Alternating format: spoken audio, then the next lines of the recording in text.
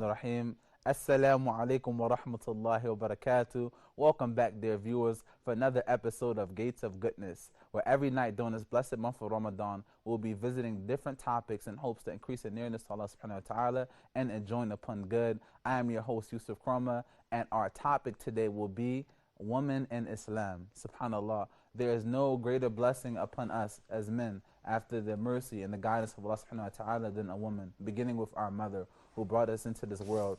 And our father Adam alayhi salam, when he was lonely, he asked Allah ta'ala for a partner, for a companion, someone to join him in his life, and he blessed him with our mother Hawa. So we thank Allah subhanahu wa ta'ala for the blessing of the woman and for the continuous contributions that our sisters, our mothers, our daughters make to society. So we want to begin, before getting too deep into this discussion, by introducing our honored guest, Sheikh Suleiman, all the way from Dearborn, Michigan. Assalamu alaikum wa rahmatullahi wa barakatuh. Astaghfirullah wa alaikum assalam wa rahmatullah. Barakallahu feek for the very enthusiastic introduction. By the way, I noticed when you said our mothers, our daughters, our sisters, you didn't say wives. May Allah subhanahu wa ta'ala grant you a righteous wife. Ameen. And our wives, our hypothetical wives, inshallah. So our next honored guest, we would like to introduce the veteran of the show. We like to call him the OG of Gates of Goodness, Brother Idris Surah. Assalamu alaikum wa rahmatullah. Wa alaikum salam wa rahmatullah. As always, I enjoy being here. We have a good time, and hopefully people will benefit from the things that you and the brother have to say, and I'll benefit also, inshallah. Hey. This is a complete discussion. Everyone will be discussing, inshallah. MashaAllah. And certainly, last but not least, one of my favorite guests on the show, we would like to introduce Brother Ahmed Sayyid, mashallah.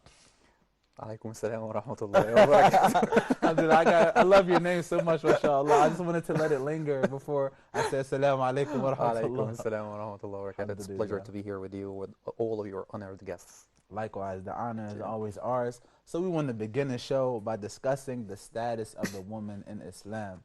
Subhanallah. There's so many blessings and so many ideas that Allah Ta'ala, put in our minds to show us the greatness of the woman, how she blesses us, how she, increases society, and so many examples that we can mention. But we just want to talk firstly about the status of women in Islam. Bismillah ar-Rahman ar-Rahim. This is actually a very beautiful and very loaded question. There's a lot to discuss about the status of women in Islam. And I believe the best way to do it is to break it down into different sections. So we can talk about the status of women in Islam with regards to spirituality. We can talk about women in Islam with regards to the legal and political roles that they play. We can talk about women in Islam in regards to knowledge and scholarship, such as what they have done in the past. We can talk about the status of women in Islam with regards to interactions with the opposite gender. We can talk about equality versus equity. We can talk about the economic aspect and their status in regards to finances and things like this. So where would you like to begin, Brother Yusuf? Subhanallah, I just want to talk about the feel-good stuff. I want to talk about our mother Maryam, who has an entire chapter to herself in the Quran. The mother of Isa, how she was steadfast, how Allah Ta'ala blessed her, with bearing a son without a father. Some of the, one of the greatest miracles. I want to talk about Khadija, the wife of the Prophet Muhammad Sallallahu Alaihi Wasallam, how she supported the Messenger of Allah Sallallahu Alaihi Wasallam when nobody else supported him, how she believed him, how she comforted him. I want to talk about Aisha, radiallahu anha, the greatest scholar of Islam. I want to talk about those women. How about Asiya, the wife of Fir'aun, one of the worst people in history, and yet she was firm. She had istiqamah. She was very firm, and she was one of the greatest women of all time. We know that there are the four greatest women of all time. So Asiya is one of them as well, subhanAllah. Subhanallah. So you mentioned, even in your answer, is an indication to how great the woman in Islam. There's so many aspects and avenues that we can take to discuss their greatness. I mean, it could take all day. But mashallah, we just... In counter to that, sometimes this is crazy notion of women being oppressed in Islam. So let's talk about debunking that notion and how ludicrous it is to think that women are oppressed. Where does this notion come from? And we think about Islam, how it sort of revolutionized the way women were viewed in societies. We can talk about prehistoric times when women were viewed as property, when women were viewed as, even sometimes even to 18th century America, women were viewed, as subhuman and things like of this nature. How did Islam come and really revolutionize the women that were oppressed, give women rights, liberated them in many ways? before any notion of feminism or women's liberation and things like this? So that's interesting, because at the time of the revelation of Prophet Muhammad sallallahu alaihi wasallam, during that era, so before Islam, during that era, women were first of all treated as inferiors.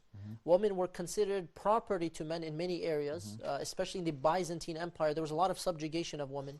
They could not own property unless they were part of the elite families.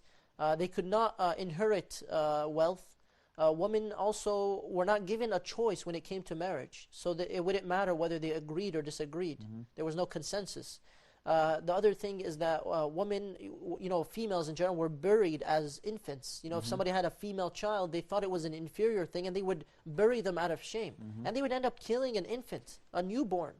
And this is something that's mentioned in the Quran, that that infant, the newborn, will be asking on the Day of Judgment, بِأَيِّ ذَنْبٍ قُتِلَتْ, for what crime was it killed? And so people had this really bad impression, understanding of women. And so Allah subhanahu wa ta'ala sent His final messenger, Prophet Muhammad sallallahu alayhi wasallam, following all of the other great prophets and messengers, from Abraham alayhi salam, from Prophet Musa alayhi salam, Prophet Isa alayhi salam, Jesus, and many others before them. And so Prophet Muhammad sallallahu alayhi wasallam came at a time in which women were inferior to men. They were inferior in society. And so the Reformation changed all of this. Now women could inherit from the people who passed away in their families. Now women did have rights. Now women did have a role to play in society. Now women did have to agree to marry someone or reject and refuse the marriage proposal. Now women could own property and work and be independent. And so women started to have rights through the Reformation that the Prophet ﷺ came with, that was divine. And this started to give them an elevated status that even the Western world did not have until recently. And even recently, the way that people are trying to give women rights, or anybody rights, oftentimes because there's no divine moral guidance, they do it in the wrong ways. So what happens is they cause more damage and more harm for women than goodness. And there are examples of this. For example, when you talk about feminism, there are 3 waves of feminism. The first wave of feminism, and this is in the Western context, gave them rights and things like this for voting and so on and so forth.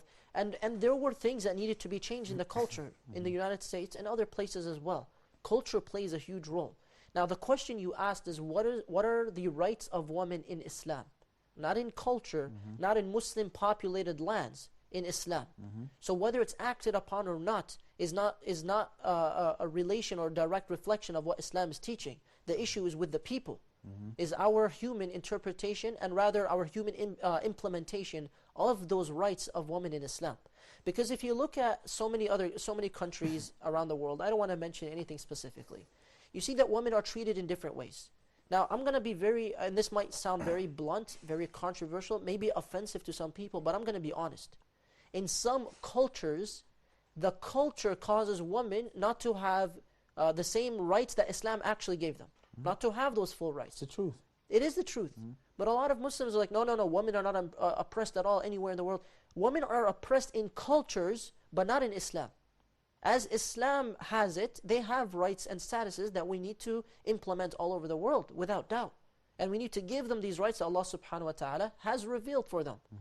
And so when you look at all the different aspects, and I'm talking about the entire world without exception, even in the Western context, there are many rights that women don't have in the proper way. Why? Because what they start to do in some places is to objectify women even more, or to make women feel like they have to be equal to men in every area of life.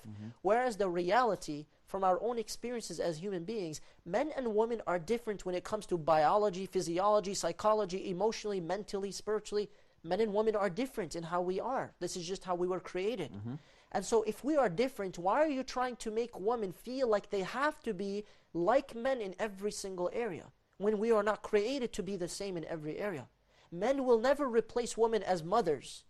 A man can never be a mother to a child. A man can never have that same compassion to a child as the mother of the child. And this is just a brief example. What I'm getting at is, men and women have roles and rights. And every person has different things that they have strengths in and weaknesses in. But ultimately, we cannot try to think of men and women as an issue of equality. Rather, it's equality in their own roles. Because there are things that women are so much better at, and you and I know this. So much better at, right? And they will tell us and they'll let us know that they are better at it. And there are things that men are better at, and this is just the reality. And so the question is not whether you can also do it. That's not what we try to get at. The question is, what is the best role, and how do you fulfill it in the best way possible with the God-given rights and roles that you have, and you'll create a harmony like nothing else. Sure. A perfect combination, a perfect complementary union. And this is the marriage that we have in Islam. So again, when we talk about all the rights that I mentioned to you, there are so many angles we can tackle here. One of the things that I believe we can discuss is the spiritual aspect.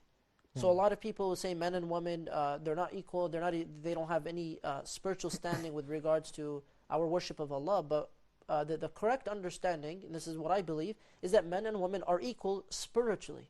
They are equal spiritually. And there are proofs of this, such as the verse that mentions the creation of man and woman, min nafsin wahida, from one single divine breath, right? And there are the examples given of every person has their responsibilities. Women have to do certain things, for example, with the raising of children, even more so than the men, for example. But men have to provide for the woman more than anything else 100% of the time. And so and these are things that will seem general and traditional. There are different ways to tackle this. But spiritually, men and women are equal in the sight of Allah. And this is why the verses of the Quran mention, as-sadiqina was-sadiqat, right? The men and the women who are honest. And there are so many examples, such as وَالذَّاكِرِينَ اللَّهَ كَثِيرًا وَالذَّاكِرَاتِ at the end of the ayah. So this long ayah is mentioning men and women and your deeds before Allah subhanahu wa ta'ala. You will all be held accountable before Allah. So don't say that men have more of a spiritual responsibility or women have more. Rather, both have an equal role. Wallahu alam. MashaAllah. And it just raises the notion of, you create this sort of idea in a society where men are against women.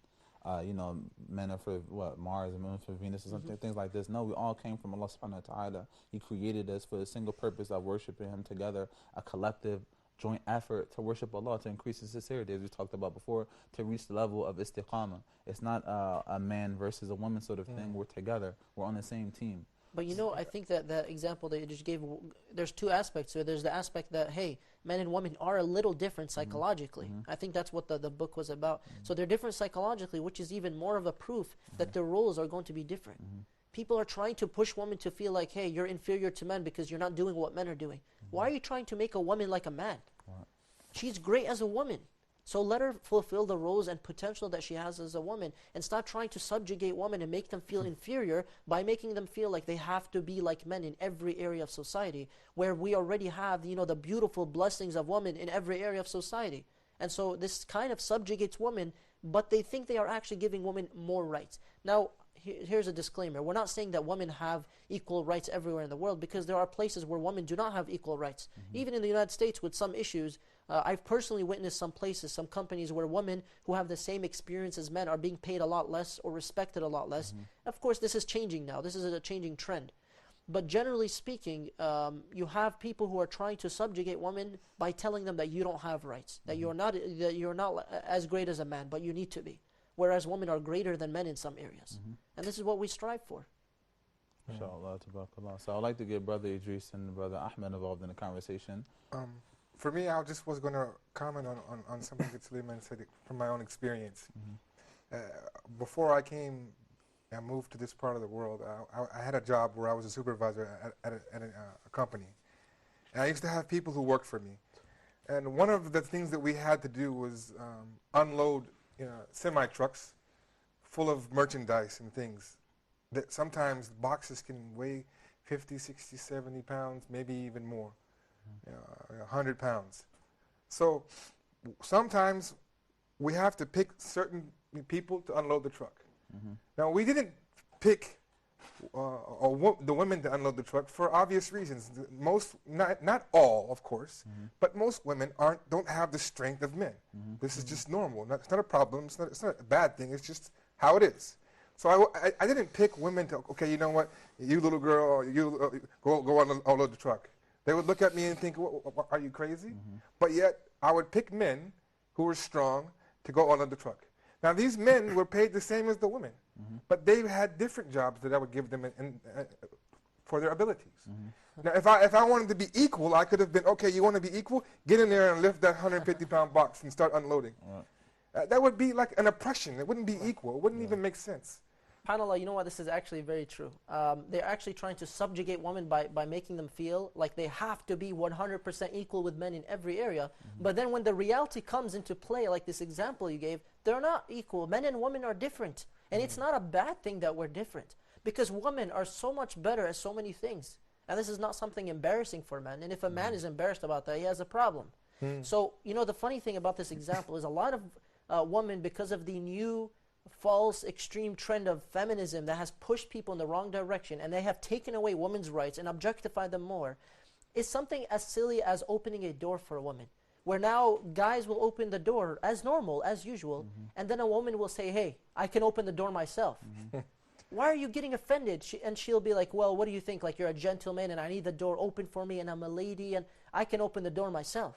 And look at this act of kindness that now has become something like despicable and offensive to a woman because of something like the extreme strands of feminism that are not giving women rights, but rather pushing the wrong idea into people's minds and causing women more harm. Now, again, we gave a disclaimer. There are rights for women that need to be given. Absolutely. And there are so many areas we need to work on. And I personally, I'm sure everybody here as well, I'm personally working in a lot of different organizations, and I always work behind the scenes on trying to get women the same rights in regards to their roles. And so where there's a place where women and men can equally do something, I am 100% proponent of pushing for both. But it shouldn't be something despicable where women, or people are asking the question, for example, when you have a conference and you have 4 speakers at the conference, okay, and you have 1 female speaker and 3 male speakers for a conference. This is just a youth conference. And this is a random example. It's not about anything specific. Then you see people responding and saying, why is there only 1 female speaker and 3 male speakers? You need 2 female speakers and 2 male speakers because that's equality. This is really ridiculous. Giving women platforms is correct in whatever context we're talking about. Any context, giving women platforms and giving men platforms, this is a whole different discussion where there's qualifications, right? We're not talking about other issues. But saying that there has to be a 100% equal in every single area is just ridiculous. And it doesn't make any sense, and it's impractical, to be very honest. Because as we live our lives, this is not the reality of the situation. And one example of this is that oftentimes when men are beating women and they violate, this sacred right, and they end up hurting their wives or others in their family, this is domestic abuse, and there's a big felony for it, right? But what happens when a woman hits a husband?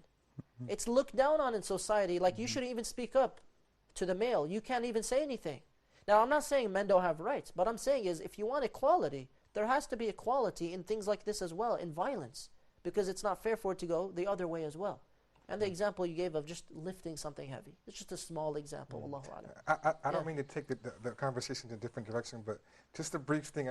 How would you answer, the people often look back and they say, okay, women's rights are moving forward, and they're moving forward. Sometimes people today look at Islam and they say, okay, the women's rights have not moved far enough.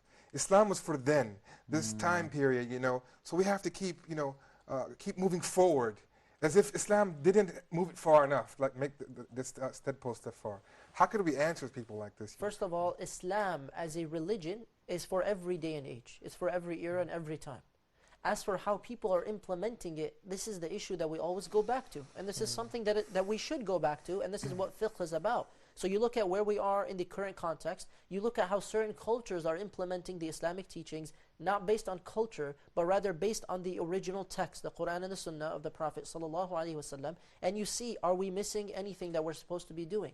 If we are, bring the proof to the table. This is all we have to say. If someone is saying this, then they need to bring the proof to the table, because Islam is not limited to one place. And the beautiful thing about Islam is because it's divine and it's from God, it applies to every day and age.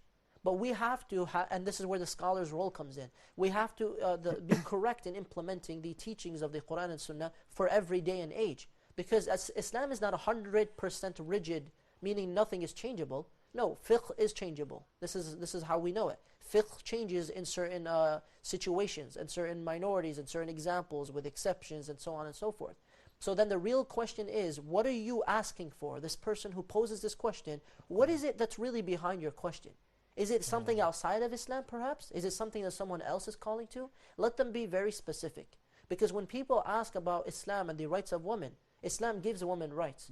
But if there's something that the culture is not doing, then talk about that specific issue. And more importantly, what's inside the heart or the intention of the one who is asking this question. Because oftentimes there is a hidden agenda, or there's more going on behind the scenes than what's being revealed apparently. And I'll give you a perfect example of this. The number one argument is that why do women have to cover their bodies and cover their hair and things like this in Islam? And if you look at the objective of the question is, what's the counter to that? Okay, you don't want women to cover, right? What would you want women to do then? To be naked, to plaster women on billboards for capital, for money. So it's fueling capitalism, to put them in, use them as a video vixen and things like this. And Islam says, no, the body of the woman is sacred. It's something that Allah subhanahu wa ta'ala gave them, and it's sacred. It's from their creator. It's not for everyone to see. It's not to be used as capital, not to be... It's not an object. It's not an object, objectification of women. So we're talking about real liberalism, real liberating women. The counter to that is for the woman to cover their bodies, for their bodies not to be used to exploit it for the uses of capital, of money. What is more freeing than that? You know what's so sad about this point right here is that you see in some societies, for example, just 2 days ago, I believe this happened recently, a woman was banned from wearing they have like this female, I don't remember what it's called for swimming, okay, and it's all women's pool. Okay, so it's an all-women's pool. I believe it's called like burkini or something like this. And they're trying to play on words. Now the Muslim woman who's swimming, I think this was in Sweden or Germany, somewhere in Europe. She's swimming with other women. There are no men, okay? She's swimming with other women, but she feels more comfortable covering her hair while she's swimming and most of her body, right? Now, the people complain. Some people complain over there. Can you believe somebody complained and they said, why is she covering up? We're supposed to be a free society. Right. She has to conform to us. Some of the women there are barely wearing anything at all. Right. So why is it okay for you to say that women can take off all of their clothes, but you're not allowing women to choose voluntarily to wear more than what these other women are wearing? Because that's a social conditioning. We're talking about the psychology of the oppressed. When you're so oppressed, you don't even know it. So you think that someone trying to liberate you is somebody trying to oppress you. So someone free in your mind is somebody that's, I don't want her to be that free. I want her to be oppressed like me. I want her to be naked. Because that's the social condition of society. The funny thing about this mentality is they don't realize that what you're doing is exactly what you're accusing them of doing. Exactly. You're telling them that, you know what, you have to be free. But you're not letting them be free. You're telling them that you're oppressed. But you're the one who's oppressing them by forcing your opinion upon them. If this person chooses to do something, why do they have to follow what you believe? So it's kind of ironic how the very thing that they accuse them of, they're the ones doing it.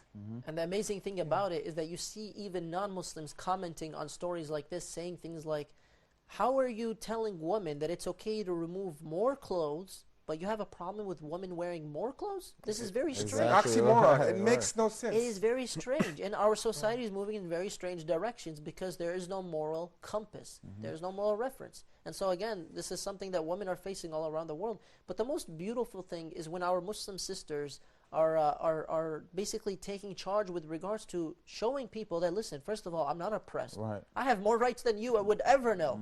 I am not oppressed. And being proud of their faith, and not only that, they're showing people that I'm proud to be wearing hijab. I'm proud to be modest. I'm proud to not be objectified. No matter what society says, even if all of society becomes completely nude, I will continue wearing the hijab. Right. And this is the beautiful thing about having istiqamah, being firm upon your faith with conviction. No matter what society does, I'm not going to change something that I believe is true. And I believe Allah subhanahu wa ta'ala wants me to do it. Just because you have a problem or you feel insecure with me wearing more clothes, I'm not going to remove my clothes for you. And oftentimes the people who complain, like in the example of the swimming pool, some of them, as non-Muslims commented, they have insecurities. They felt uncomfortable wearing barely anything, swimming next to somebody who was dressed completely. They had an issue internally. And so they're trying to bring people down to their level. They can call it whatever they want. They can say this is our social norms. This is her religious norms. This is what she wants to do with her body. Why are you telling her what to do with her body when you're complaining about the very same issue?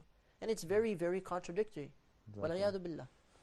Brother Ahmed? Yes, you reminded me with just like an example before, like someone asked a sheikh why a lot of women in Islam, they are wearing veil or niqab or something like this. He gave him like very, very expressive example Like if you have like two pieces of sweet or candy, would you like to get like the covered one or an uncovered one? Of course, we would like to get the covered one. So what I'm trying to say is, like, what I'm trying to say, if you are going to keep all the rights or all the women in Islam good and have all the rights and aspects, so in that case you have to go with hijab, you have to go with niqab, because this will gonna like let all the peace and all the Islam rights and aspects be spread out and have like security in all the society and community as well. So that's what I'm trying to say.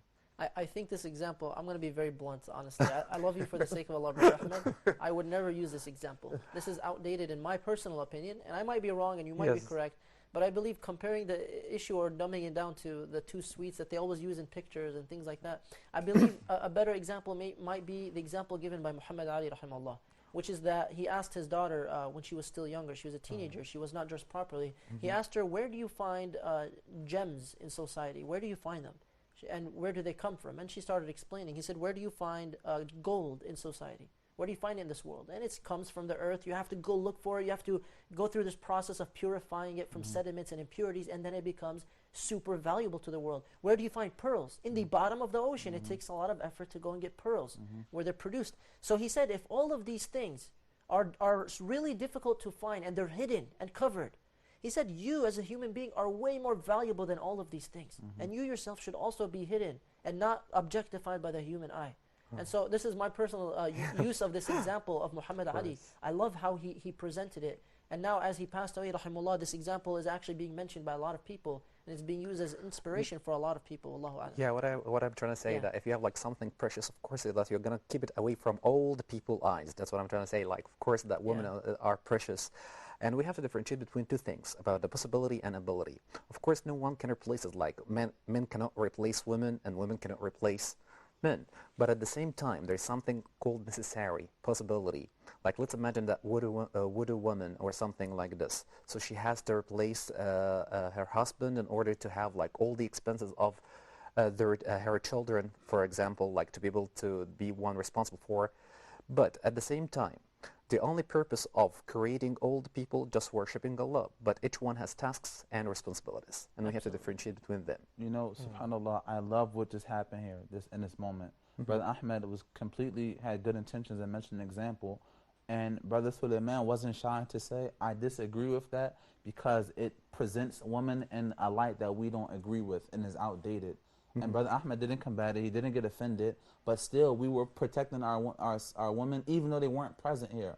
So I want to switch the discussions to talk about how can we do that in our Islamic spaces. Now there was a documentary that's really recently released called Unmasked, and it was talking about how some people, they are leaving the masajid for, you know, some of the things that happen in the masajid. And one issue in particular the sisters were having where they felt excluded. They were in a particular box inside the masjid. They had no access to the imam. Their compartment in the masjid was usually underfunded. Things didn't work. And they felt like we're not welcome in the masajid. We're not welcome in our places of worship.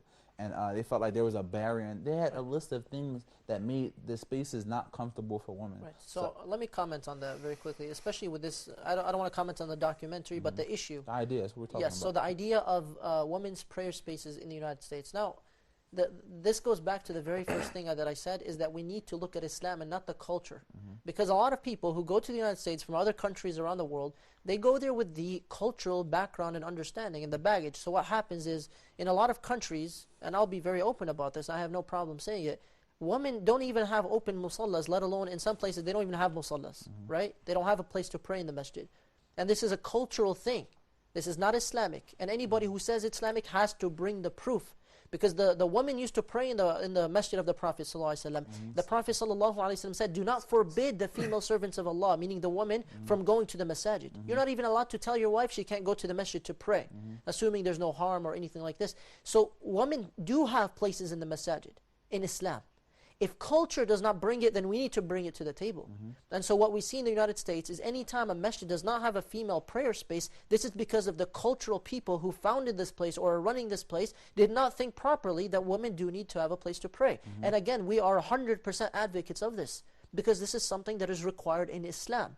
Maybe culture does not have it. Maybe in some countries women don't go to the masajid. But they have become used to it because of the culture, not because of Islam. And that is very unfortunate. And so what we can do in the United States, and alhamdulillah, almost every masjid I've personally been to, maybe not others, but almost every masjid I've been to had a place for women to pray and had an adequate place. Some of them needed improvement. Some of them needed improvement in both the men's and the women's side, right? But there is still room for improvement all over the world, especially, you know, coming from the West. I can advocate for the masajid there, that they need to start working harder on having proper prayer places for men and for women. And they need to be proper, not necessarily equal in every way, but they need to have full, high quality, you know, usage of everything. If you're going to give men speakers, women should have speakers. If you're going to give men something comfortable as a carpet, you should give women the same. Why are you not? If not even better. If not even better, presenting something to your mothers, your daughters, your sisters, right?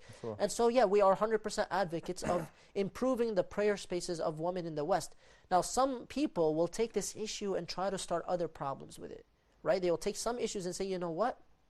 Let's just go start a women's only masjid, right? Or let's go start doing this. Or you know what? Women are not accepted in Islam. So people are taking this issue and trying to cause more problems for Muslim women and for Muslims in general, whereas the solution is very straightforward. Let's start improving our prayer spaces for women. Let's start giving them more of a say in the masajid. Alhamdulillah, every masjid I've personally lectured at in the United States for the last couple of years, almost every single masjid I've been to has women's only halaqah. They have women's only lectures. They have women's events. They have a female running something, one thing or another. So they are improving.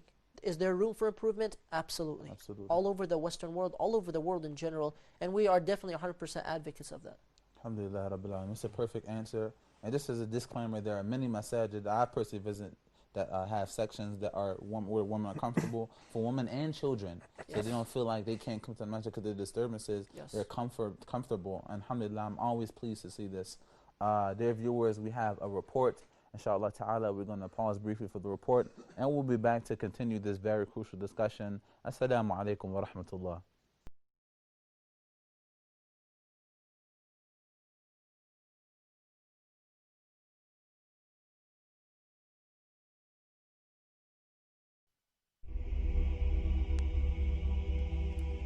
You know, something must be wrong when almost every single song has sex as its basis. When rap stars get famous after making lyrics that are shameless, and when artists are paid to degrade the very women that have made them, to the point they are nothing more than pieces of plastic that we can dispose of once they are no longer attractive. It's sickening and sadistic that this world's become so misogynistic. And you can call me unrealistic, but just listen to the statistics.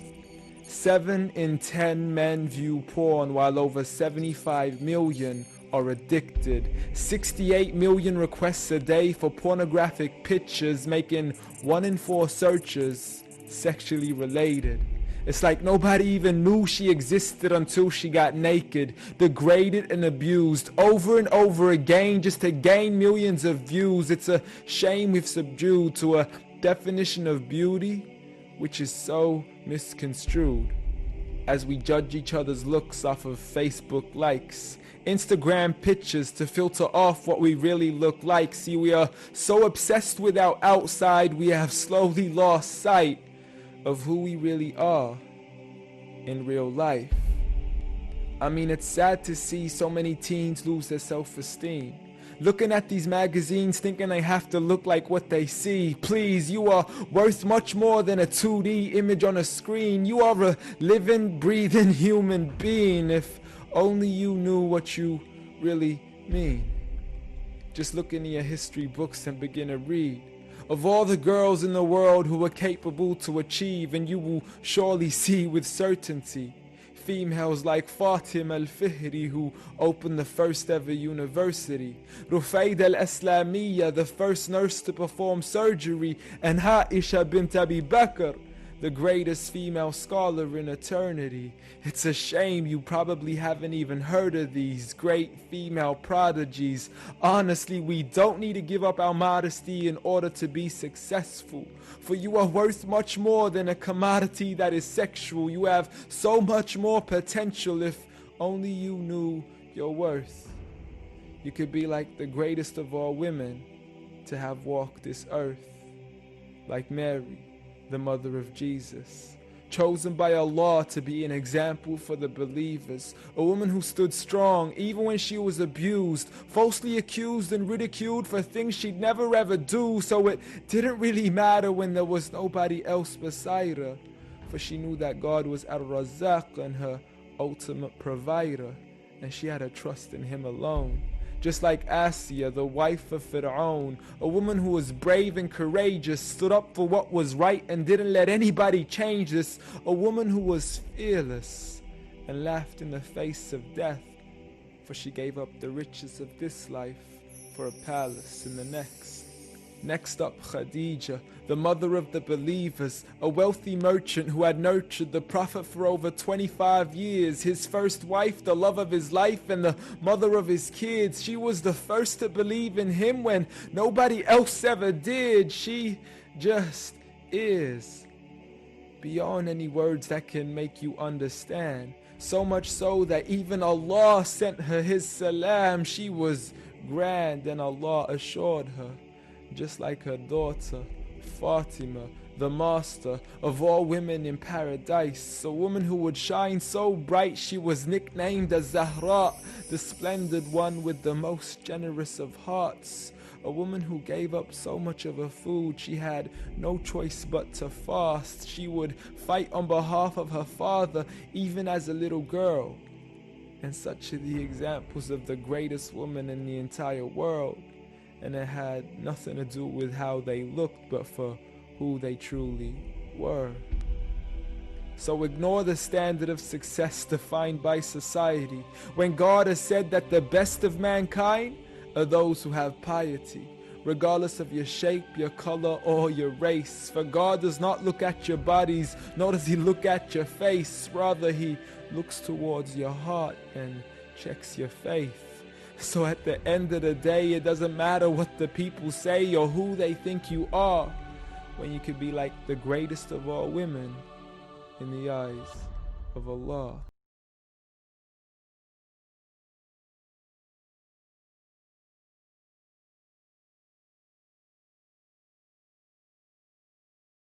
Assalamu alaikum wa rahmatullahi wa barakatuh. Welcome back, dear viewers, for another episode of Gates of Goodness. I'm your host, Youssef Kromah, and today we're discussing women in Islam. So we're going to pick back up right where we left our discussion, and Sheikh Suleiman is going to give us a bit of insight, inshallah ta'ala, as to the details, the specifics of women in Islam. We're going to talk about economics, and we're going to talk about social constructs and how where the woman fits in within the realm of society, inshallah ta'ala.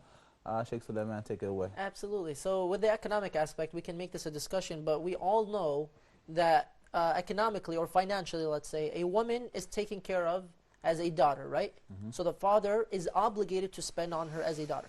As a sister, if she has no male guardian like a father, the brother has to take care of her, right? Or so the brother has to take care of her, or any of the male guardians or relatives. As a mother, she has to be taken care of by the males in the family, and as a wife, she's taken care of by the husband.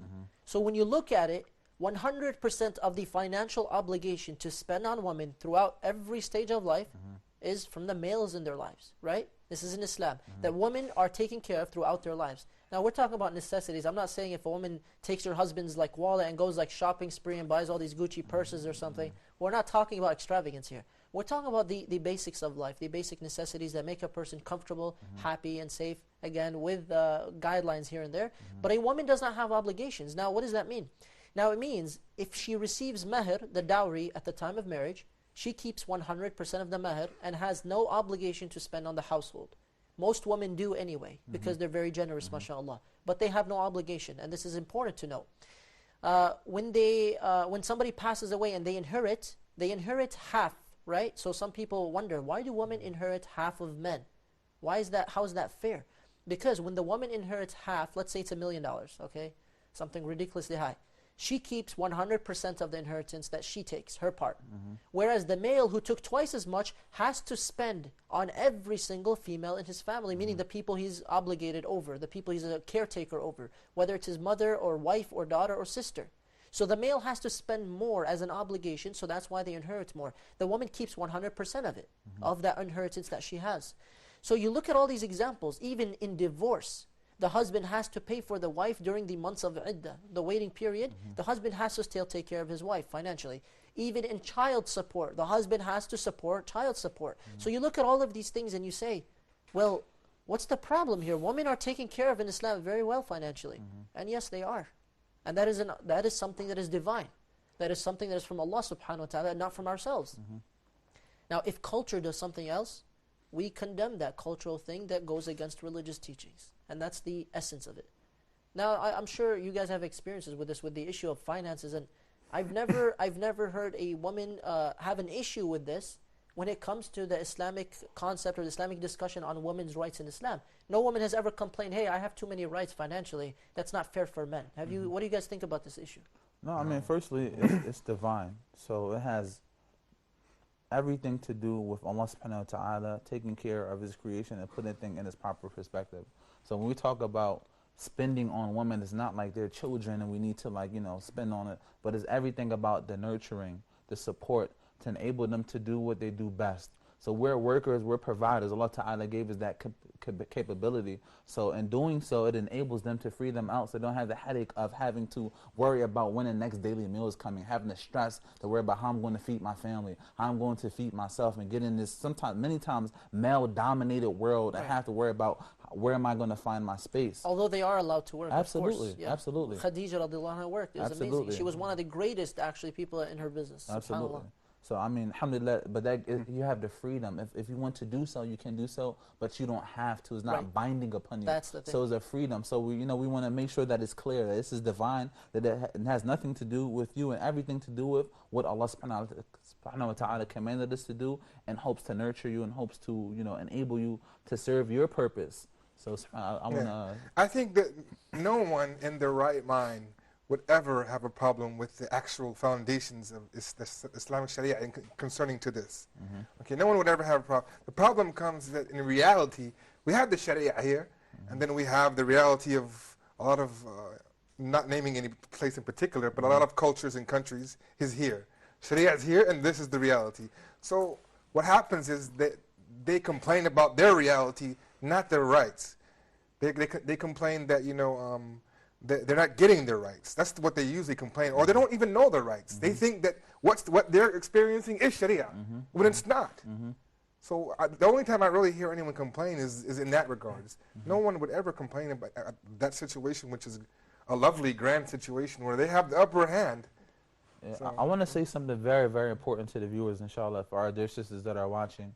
And in saying our women, our sisters, it has nothing to do with ownership and everything to do with our collectiveness as a community. Our sisters, that we are a part of one ummah and we are one body, one movement. So I want to make that very clear. But in terms of access to knowledge, that's one of the easiest ways to oppress someone. When someone doesn't know what Allah Ta'ala commanded, doesn't know the tradition of the Prophet Muhammad Sallallahu Alaihi Wasallam, doesn't know the mercies and the blessings that Allah bestowed upon you as sisters, as women, that's the easiest way for somebody to subjugate you, to oppress you. So it's incumbent upon our sisters to know their rights in Islam, to know what Allah Ta'ala said, and know what the Messenger of Allah Sallallahu Alaihi Wasallam said, and not just take the word of people, not just take the word of, oh, I'm just going to, sometimes the men are insincere. I'm just going to trust the word of my husband, whatever he says, I don't have to learn Islam, It's incumbent upon us to know what Allah Ta'ala says so that nobody can harm you, nobody can, get one over on you, because Allah gave you those rights, and if you don't know them, then it's going to be easy for somebody to pull the wool over your eyes and say, this is the religion, this culture, and mix things like this. But if you know, no, this is what Allah said. And subhanAllah, from a social aspect, so we mentioned the economic aspect, from a social aspect, the daughter has a right, even if she doesn't know, that the parents have to grant her an education, and grant the son an education as well. But it's not son or daughter. It's not one has to learn religion, the other has to stay at home and cook. No. This is absolutely backwards. Because some of the greatest scholars throughout all of history were female scholars. And actually, when they became scholars, percentage-wise, they were better, such as in the muhaddithat, they were better in their areas than a lot of the men who were there as well. So female education and scholarship is extremely, extremely crucial in our times to encourage both men and women to learn as much as possible and to convey as much as possible. But I believe because the time is short, maybe we can move to Brother Ahmed or Brother Idris, if you want, to the rights of women in regards to marriage. So socially, as a wife, We know as a daughter they're taken care of. There's so many hadith about taking care of them, show them mercy and love, protect them from harm. As mothers, you have to take care of them. Paradise is beneath the feet of your mothers. As sisters, you have to take care of them. But what about as wives? Because this is one of the most discussed issues when it comes to the rights of women in Islam. So what do you think, Brother Ahmed? Of course, like Islam honored the wife and honored the woman in general. But I just have something to comment about it. Like, of course, that women are so generous. I know that very well. But at the same time, there's something I would like to comment from like a married man perspective or point of view. Of course, that you know that a lot of people or a lot of men nowadays, they have a lot of headache when it comes to financial issues, when it comes to social aspects, or even the economic aspects. So a piece of advice when it comes to all the women, of course, that you are so generous, but at the same time, just feel the man, like just check the responsibility on his head or in his arm when it comes to like paying a lot of expenses, paying like the rent, paying the electricity. Yes, show appreciation. That's what I'm trying to say. SubhanAllah, some women do it better than others, where they really realize what their husbands are going through. Even though sometimes the husband makes it difficult because he's not very transparent or communicates very well about what's bothering him or the situation. So definitely they should try to appreciate more, and the husband should try to be very communicative. But this is very beautiful advice. Yeah, and also when it comes to parents, when you would like to get engaged or engage one, and you would like to pay like a dowry or something, they are exaggerate when it comes to dowry or something. And this is like not Islamic. So the issue of mahr, the issue of the dowry, is something that is 100% interpreted by culture in different ways, and you see all ranges all over the world. Even in the United States alone, you see all types of dowries, from low to really high, and for different reasons and different intentions and different situations. The point is, if somebody righteous comes to marry your daughter, and this person has, of course, the parents want to know that there is a likelihood of them having a good income or stable income. This is their daughter, of course. But if somebody righteous comes to your daughter, don't push them away because of something silly like the dowry is not high enough or the wedding is not extravagant enough. Because absolutely, extravagance when it comes to the mahr and the wedding and things like this will actually remove as much barakah as possible. Right. And the simpler it is, the more barakah there will be, as the Prophet ﷺ said. And actually in the United States, there was a very interesting study. This is not an Islamic study. Very interesting study that said the more that couples paid at the time of the wedding, meaning when they were about to get married, the likelier they are to get divorced. And the less they put into that moment, the less likely they were to get divorced. Meaning that the money aspect is not the biggest aspect. But if money is playing a role and it's causing problems, and they're really materialistic, and the wedding industry and the culture, and look at what they're doing, it causes the barakah to be removed. Yes. And this is something the Prophet ﷺ told us. Now, because we only have 2 minutes, I want to mention very quickly that as a wife, she has the rights, first of all, of love and compassion in the marriage. Mawaddatan wa rahma, this is a right.